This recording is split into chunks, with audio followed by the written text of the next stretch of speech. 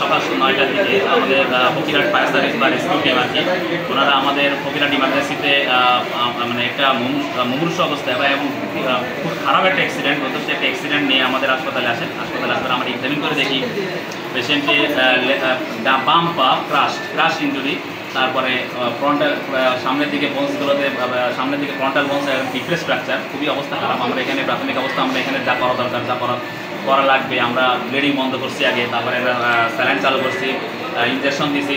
এখন fire service এখানে আমাদের উদ্ধার করে দিয়ে তারা আমাদের কোনো ডকুমেন্টস দেয় নাই, এর জন্য আমরা খুব তার ফ্যামিলির সাথে যোগাযোগ করা আমাদের খুব কষ্টকর হয়ে পড়ছে। আমরা তার ও একেবারে অজ্ঞান অচেতন অবস্থায় আছে, এর জন্য আমরা নাম্বারও কালেক্ট করতে পারতেছি না। আমরা স্থানীয় পুলিশ এবং সাংবাদিকের মাধ্যমে জানানো হয়েছে, তারা এটা প্রচার করছে যে আসলে যাতে করে দ্রুত যাতে করে খুঁজে পাওয়া যায়।